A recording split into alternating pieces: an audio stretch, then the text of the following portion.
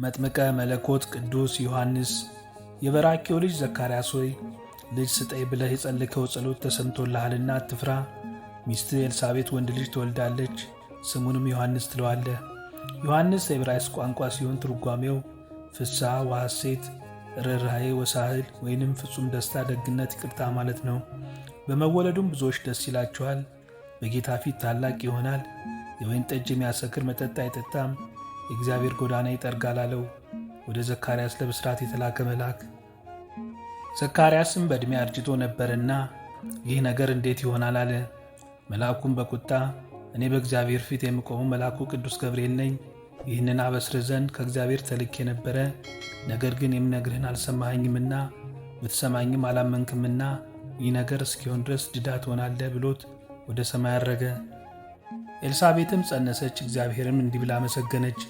ስድቤን ከሰዎች ያርቅልኝ ዘንድ እግዚአብሔር በረድኤት ጎበኘኝ እያለች። ብዙዎችም ባለመውለዷ ተገዳድረዋት ነበረ። እግዚአብሔር የጠላት ጌታዋ የረሳት አድርጓት ነበረ።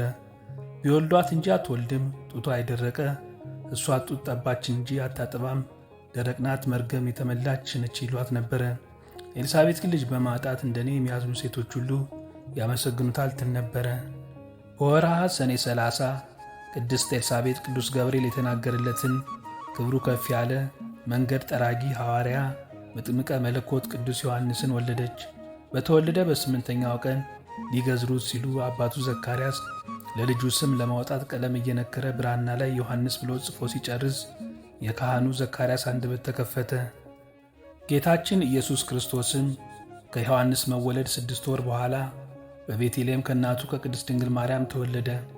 የጌታን መወለድ የሰማው ሄሮደስ ከ2 ዓመት በታች ያሉትን 14,400 የቤተልሔም ሕፃናትን አሳረደ። በዕድሜያቸው አመሻሽ ላይ የተሰጣቸው ልጅ ሞት እንደሚያባርረው ሊቀ ካህናቱ ዘካርያስ ሲሰማ አለቀሰ። ሕፃኑንም አቅፎ እየሳመ በሽምግልና ወራት እጽናናብህ ዘንድ የወለድኩ ልጄ ከአንተ ልለይ ነው። ሽማግሌ አባትህ ደከምኩ፣ ዓይኖቼም ብርሃን ፈዘዙ። በፊት በኋላዬ አባቴ የሚለኝ ምንም ልጅ የለኝም።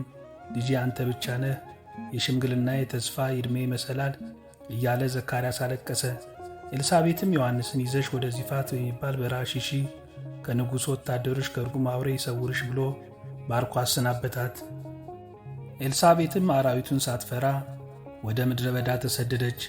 የሄሮደስ ወታደሮችም ሕፃኑን ባጡት ጊዜ በሕፃኑ ፈንታ አረጋዊ ሊቀ ካህን ዘካርያስን መስከረም 8 ቀን አንገቱን ቆርጠው በቤተ መቅደስ ውስጥ ደሙን አፈሰሱና ገደሉት። ደሙ ወደ እግዚአብሔር ይጮኸ። ከካህኑ ዘካርያስ መገደል በኋላ ለአገልግሎት ወደ መቅደስ የሚገቡ ሁሉ ዘካርያስ በግፍ ተገደለ፣ ደሙን የሚበቀል እስኪመጣ ይጮኻል የሚል ድምፅ ይሰሙ ነበረ። ስለዚህ እነሆ ነቢያትና ጥበበኞች ጻፎችም ወደ እናንተ ልካለሁ። ከእነርሱም ትገድላላችሁ፣ ትሰቅሉማላችሁ፣ ከእነርሱም በምኵራባችሁ ትገርፋላችሁ፣ ከከተማም ወደ ከተማ ታሳዳላችሁ። ከጻድቁ ከአቤል ደም ጀምሮ በቤተ መቅደስና በመሠዊያው መካከል እስከ ገደላችሁት እስከ በራኪው ልጅ እስከ ዘካርያስ ደም ድረስ በምድር ላይ የፈሰሰው የጻድቅ ደም ሁሉ ይደርስባችሁ ዘንድ እውነት እውነት እላችኋለሁ ይህ ሁሉ በዚህ ትውልድ ይደርሳል። ኢየሩሳሌም ኢየሩሳሌም ሆይ ነቢያትን የምትገድል ወደ እርሷ የተላኩትንም የምትወግር ዶሮ ጫጭቶቿን ከክንፏ በታች እንደምትሰበስብ ልጆችሽን ሰበስብ ዘንድ ስንት ጊዜ ወደድሁ፣ አልወደዳችሁምም። እነሆ ቤታችሁ የተፈታ ሆኖ ይቀርላችኋል እላቸዋለሁና በጌታ ስም የሚመጣ የተባረከ ነው እስክትሉ ድረስ ከእንግዲህ ወዲህ አታዩኝም። የማቴዎስ ወንጌል ምዕራፍ 23 ከቁጥር 34 እስከ 39። መስከረም 7 ቀን ቅድስት ኤልሳቤጥ በበረሃ አረፈች። በብሩህ ደመና ተጭነው ድንግል ማርያም ከልጇ ጋርና ከሰሎሜ ጋር ቅድስት ኤልሳቤጥ ካረፈችበት ደረሱ። አልቅሰውም ቀበሯት። ዮሐንስም ለእስራኤል እስኪገለጥ ድረስ በበረሃ በንጽሕና ይኖር ነበረ።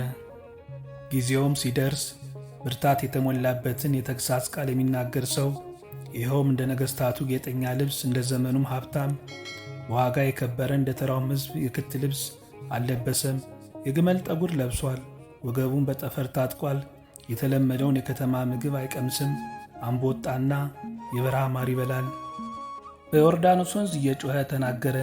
የጌታን መንገድ አዘጋጁ፣ ጥርጊያውንም አቅኑ እያለ በምድረ በዳ የሚጮህ ሰው ድምፅ ነቢይ፣ ካህን፣ መጥምቅ፣ መምህር፣ ጻድቅ፣ ሰማዕት፣ ሐዋርያ እየተባለ በሰባት ስም የሚጠራ መጥምቀ መለኮት ቅዱስ ዮሐንስ ማንንም ሳይፈራ እውነት ይናገራል።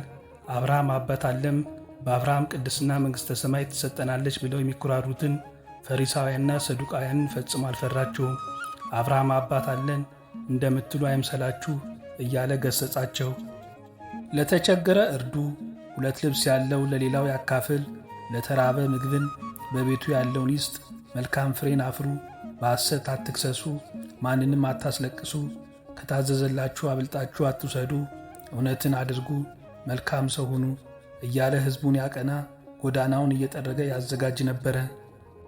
ግርማው ኃይሉ ያስፈራቸው ኢየሩሳሌማውያን ይህ በነቢዩ እንደሚመጣ የተነገረው የአባቶች ተስፋ ፍጻሜ ኢየሱስ ክርስቶስ ነው አሉ። እርሱ ግን እኔ ክርስቶስ አይደለሁም፣ የጫማውን ጠፍር መፍታት የማይገባኝ ከእኔ የሚበረታ ይመጣል፣ እኔ በውሃ አጠምቃችኋለሁ፣ እርሱ ግን በመንፈስ ቅዱስና በእሳት ያጠምቃችኋል እያለ ስለ ክርስቶስ መሰከረ። ይህንንም እየመሰከረ ሳለ ኢየሱስ ክርስቶስ በገዳመ ቆሮንጦስ ጾምን ከመጀመሩ አስቀድሞ ወደ ዮርዳኖስ መጣ። ዮሐንስም ኢየሱስ ክርስቶስን ሲያይ እነሆ ኃጢአትን የሚያስተሰርይ የእግዚአብሔር በግ እያለ ጮኸ። ይኸውም ከእኔ በኋላ ይመጣል፣ ከእኔም በፊት ነበረ፣ ከእኔ ይልቅ የከበረ እርሱ ኢየሱስ ነው እያለ መሰከረ። ራጉኤል በትጋቱ፣ ኢዮብ በጽድቁ፣ አባቶች በሥራቸው የሚያቃጥለውን እሳተ መለኮት ጌታን ማጥመቅ አልተቻላቸውም። ዮሐንስ ግን አጠመቀው። ዮሐንስም እውነት እየተናገረ ነገሥታትን እየገሠጸ በክርስቶስ ፊት መልእክተኛ ሆኖ ይሄዳል። በወቅቱ የአራተኛው ክፍለ ገዢ የነበረው ሄሮደስ የወንድሙን የፊልጶስን ሚስት በማግባቱና ስለሚሠራው ክፉ ሥራ በሕዝቡ ሁሉ ፊት ይገሥጸው ነበረ። የወንድምን የፊልጶስ ሚስት ልታገባ አይገባም እያለ በአደባባይ ገልጦ ይናገር ነበረ። ይሄ የዮሐንስ ተግሣጽ ለሄሮደስ ሽንፈት፣ ላገባት ለሄሮድያዳ ኀፍረት ነበረ። ሄሮደስም ተግሣጽ ቢበዛበት ዮሐንስን አስይዞ አሳሰረው። ዕለቱ የሄሮደስ ልደት በታላቅ አዋጅ እየተከበረ ነው። የሄሮድያዳ ልጅ ወለተ ሄሮድያዳም በንጉሡ ልደት ልትዘፍን ከንጉሡ ፍቃድ አገኘች። በዘፈኗም የሁሉንም ልብ ማረከች። ንጉሡም ሄሮደስም በልደቱ ቀን የወደደችውን ሊያደርግላት እስከ መንግሥቱ እኩሌታን በሽልማት መልክ ሊሰጣት ቃል ገባላት።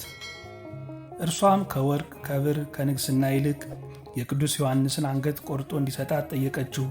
እርሱም ወታደሮችን አስልኮ ለዓለም መድኃኒት ለኢየሱስ ክርስቶስ ጎዳና የሚጠርግ ኑሮውን በበረሃ መታጠቂያው ጠፍር የሆነ የመጥምቀ መለኮት አንገት መስከረም 2 ቀን አስቆረጠ። የዮሐንስም አንገት በወጭት አድርገው አመጡት። የቅዱስ ዮሐንስ ዓይኖቹ ተገልጠው ነበረ። ፊቱም እንደ ፀሐይ ያበራ፣ መልካም ሽታ ከራሱ ላይ ይወጣ ነበረ። የዮሐንስ ደቀ መዛሙርት ግን ቀሪውን ሥጋውን በኤልሳ መቃብር ቀበሩት። የዮሐንስም አንገት 2 ክንፍ አወጣች። የዮሐንስም አንገት ሕገ እግዚአብሔር ተጥሷል እያለች ትጮህ ነበረ። ሄሮድያዳ እጆቿ ከትከሻዋ ተቆርጠው ወደቁ። ምድር አፏን ከፍታ እስከ አንገቷ ድረስ ዋጠቻት። ልጇም ሕሊናዋን ሳተች።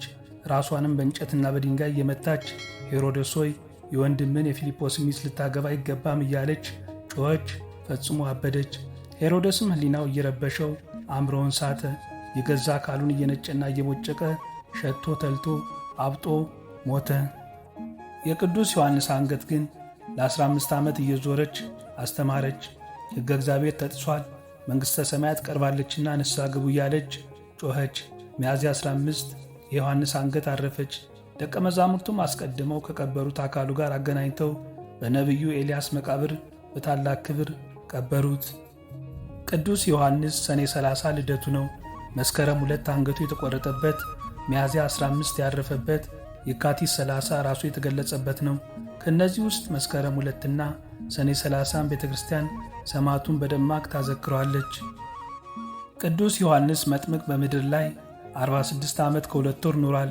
ይኸውም ከጌታችን ከኢየሱስ ክርስቶስ አስቀድሞ 6 ወር 2 ዓመት ንጉሥ ሄሮደስ እስኪያሳድደው 5 ዓመት ከእናቱ ጋር በበረሃ 23 ዓመት እናቱ ካረፈች በኋላ ለእስራኤል ሳይገለጥ በበረሃ 8 ወር በወህኒ አንገቱ ከተቆረጠ በኋላ 15 ዓመት። ነቢይና ሐዋርያ የሆነ ቅዱስ ዮሐንስ ልመላው አማላጅነቱና ጸሎቱ እንደማይደርቅ የውሃ ምንጭ ቀንና ሌሊት እንደማይቆም እስትንፋስ ነው። ዛሬም ሸንኮራ ላይ ብዙ ታምር ያደርጋል። ጌታ እግዚአብሔርም ደጅን የረገጠ ያልቻለ ደግሞ ዝክርህን ዘክሮ ዝክሩ ቢያልቅ እንኳን ሳህኑን የላሰውን እምርልሃለሁ ዮሐንስ ሆይ ላልምረው ደጅን አላስረግጠውም ብሎ ቃል ኪዳን ገብቶለታል። ነቢዩ ዳዊት በመዝሙሩ ጻድቅ ሰው እንደ ዘንባባ ያፈራል፣ እንደ ዝግባም ይበዛል እንዳለ ዛሬም የቅዱስ ዮሐንስ መጥምቅ ጸሎቱ በረከቱ በሁላችን ላይ ጸንቶ ይደርብን፣ አማላጅነቱ ይደረግልን ዛሬም ዘወትርም ለዘላለሙ አሜን። ወስብሐት ለእግዚአብሔር ወለወላዲቱ ድንግል ወለመስቀሉ ክቡር